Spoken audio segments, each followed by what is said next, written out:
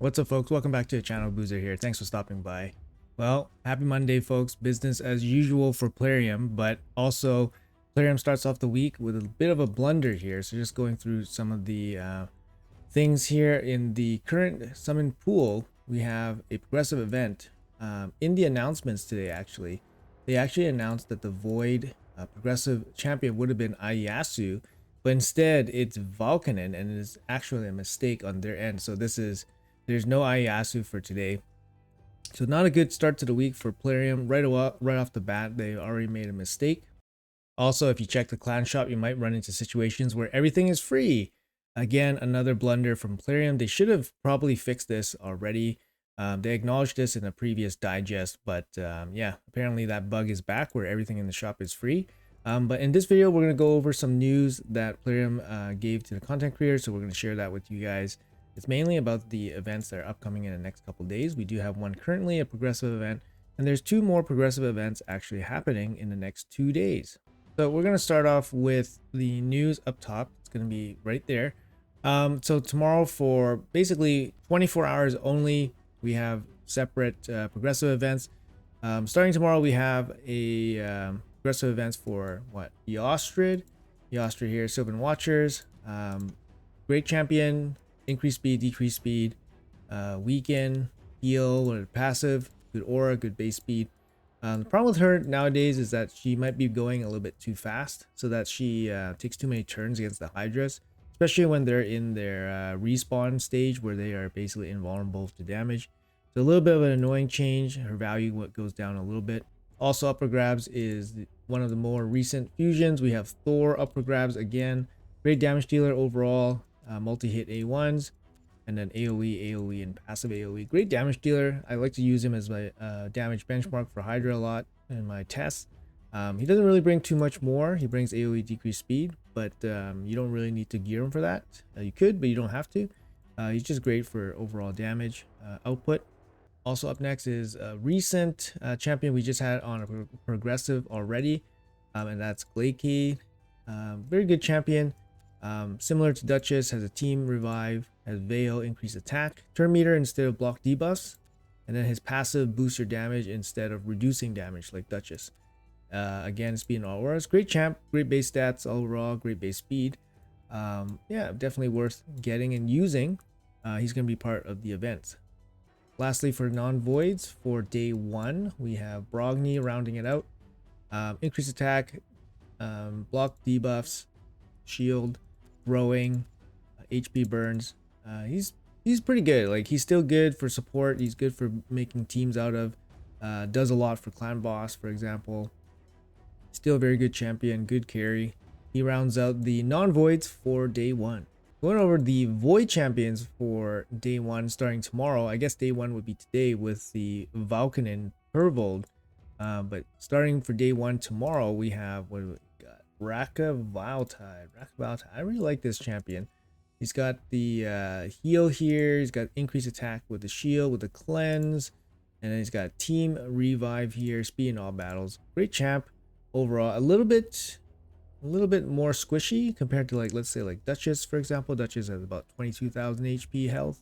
She's only packing about 16.6. Bit more. She has a bit more attack, but not as tanky as somebody like Duchess or Glakeade. Glakeade. And the next void up for grabs is Susan from the Shadowkin here. Susan. Here you go. Great speed aura in arena. Great base stats overall. Brings the buffs. Brings the increased speed, decreased speed.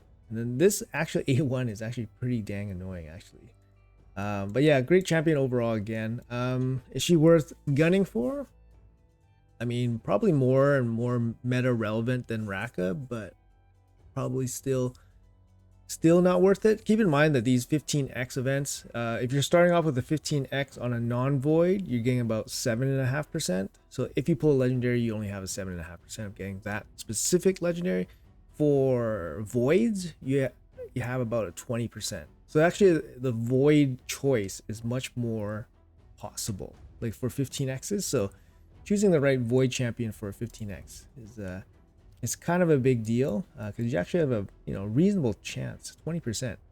All right, so coming back to day two. Day two, we're gonna start off with the non-void here. We got Nut up for grabs. The Dwarf faction, triple hit, max HP damage, AoE, weaken with the counterattack, self counterattack, accuracy in all dungeons. Very, very strong champion. One of the best fusions of all time. People still looking for 1, 2, or 3 of them. Can be very, very good to speed up some of your teams.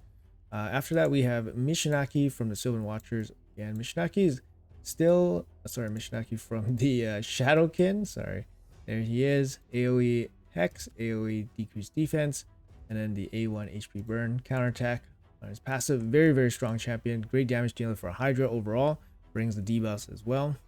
Up next for the non-voids, we're looking at Nekmothar. Nekmothar suffers from the same problem as Yostrid, where he goes increase speed, decrease speed, turn meter boost, extra turns. He brings AoE leech, decrease attack. He brings so much for Hydra, but because of this extra turn meter stuff and extra turns, you actually chews through quite a bit of the the turn count for Hydra. But he's still a great champion to build around. He's definitely was a big carry for me early on in Hydra, since he was basically a guarantee champion back in the day, where he was gotten for sacreds only. And then he has speed in all battles as well. Great champion overall. If you get him, he's definitely worth using. After that, we have Kyoku from the Shadowkin again. Then we got Kyoku here. Where is she? There she is. Actually, I don't have Kyoku on this account. Still a good champ. She's one of the better champs that don't need books. Passive is very good. Passively, when she gets hit, she heals everybody, then places increased defense. So it's similar to like Seeker, where Seeker gets hit and he places increased defense. It's a little bit strange. I think the way you want to play Kyoku is you want to put her in the front of the team, so like leader spot, for example, if you want to take advantage of the passive. But if you want to take advantage of the ally protection ability she has on her ability, you want to place her at the end, I think. So it's a little bit interesting kit. Decreased attack. He's great for a clan boss. Pretty good for like a go second, like some mid game arena team, for example, can work. She can be very annoying to kill with the block damage, ally protection, soaking up lots of damage for your team. But yeah, she's pretty good carry, especially early on. After that, as for the voids, we're coming back here with some nice juicy powerhouse Taras. Taras showing up for the 15x here, not along Marichka, but by himself. We all know Taras, very strong champion, still probably one of the best HP based damage dealers. He is not as strong or as talked about anymore, maybe for the last 6 to 9 months, but still incredibly strong champion, especially when paired with Marichka. Definitely one of the best non-mythical champions in the game. Yeah, and our second void champion up for grabs on day 2, we have Riho Bonespear. Riho Bonespear, the original void guarantee champion, still good, still relevant in today's game. I still use her, I believe, in 2 dungeons. Her single hit, 6 debuffs here, relevant debuffs, very good. If you pull her early, she's a very strong carry, especially for clan boss and bosses in general. Cleanse is also very good, not so easy for a new player to find. If you have her in the late game, she still shows up in some teams. So still, like, to me, very good champion. Stood the test of time and still makes it out into some late game teams for me. All right, guys, so that is the news for the next 2 days coming up for Tuesday and Wednesday. Keep in mind, those are only 1-day events, so make sure you guys plan accordingly. Let's see what else is going on in the game right now. So we actually have a summon pool event right now for this guy. We were really hoping that this guy is just like, a guarantee, nice and easy, but they're really trying to sell this guy. Like, he's in so many events and whatever. He's not really, like, by himself, he's fine. He's a fine champion, but yeah, he's not really like this sought after, I think. Anyways, the legendaries in the pool are actually pretty decent. The legendaries in the pool are pretty decent. We got Ethereum back. King Garog, after his update, is actually very solid. This guy, Ashero, actually, his kit is very coherent. It seems to work pretty well. I don't know how he performs in actual game, but his kit seems very coherent and it works pretty well. Someone mentioned that he's here to kind of counter Armans, but I've never seen this guy played, and I've seen Armans played all the time, so I don't know if he actually is a counter to Armans, but based on his turn meter passive ability here, like stacking his attack, I mean, I guess it makes sense. He'll just get stronger if he gets hit by Armans, but yeah, overall these champions are pretty good. You do have some pieces here from Akage as well from the epic slot. No real changes. It still costs 40. No real changes to the percentages to get anything. So it looks like Plarium so far has found, you know, some consistency with their Prism system, where they're just going to keep it at 6% legendary, roughly around 40 Prism crystals. So far we have only the Sand Devil available for the Prism crystals, but based on the calendar here, we do have a Soul Chase coming that will feature this Prism crystal as well. So we're probably going to look to get 2 of these Prism crystals. Keep in mind, guys, that there's probably going to be a champion chase on the weekend. We're just coming off a summon rush from the previous weekend, so next weekend should be a champion chase. So I strongly recommend trying to save the Soul Chase pulls. Sorry, trying to save the Prism pulls until the champion chase opens, so that you can get some extra value from your pulls. Just looking ahead a little bit, I don't see another, you know, Prism crystal event happening. So Sand Devil and Soul Chase. As for the Soul Chase itself, it's going to be boosted rates for only these small soul stones. So 17 hours away, the boosted rates are only going to affect the small ones. Personally, this is a great event, especially when paired with the chase, because you get the maximum value from your small stones. You get the chance to basically get super lucky, and then you can really get a lot of points for those soul chase events. Yeah, like I said, personally, I'm going to be pulling all my small ones. The medium ones I'm just going to hold on to until, you know, we get some boosted events for those. But the small ones definitely going in today for, I mean, not today, for that soul chase event. And then we can hope to get the Prism crystal from the soul chase event. So hopefully that works out, and then I'll be sitting with 2 of these soul 2 of these pulls gotten from events, and then I have 3 total. So 3 total pulls for this pool.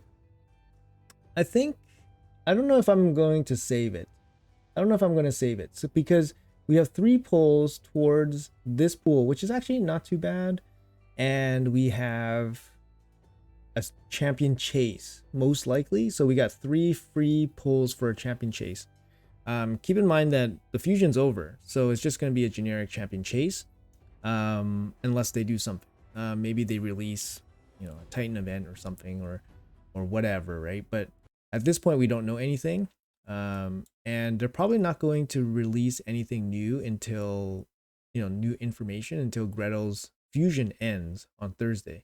So once her fusion ends, there's likely maybe they're going to release some kind of news, some new event afterwards, but I would assume that it's going to be a chase, and then we can capitalize on that by using our Prism crystals during the chase. So keep that in mind, guys. When you guys are pulling, try your best to hold on to your pulls, just so you guys get some maximum value from a possible chase. All right, guys, that's going to be it for the video. Thank you guys so much for watching. Hopefully you guys are having a great start to the Monday. The air in the atmosphere is definitely tense, especially with all these Hydra changes that did not work out. That seems to be the topic of the week so far. It's really hard to be super positive with other things and keep it, you know, keep the game going normally when Plarium seemingly does not care, or has lost our trust. I would say lost our trust. But anyways, guys, thanks for watching as usual. Hopefully you guys have a great day, and I'll see you guys in the next video.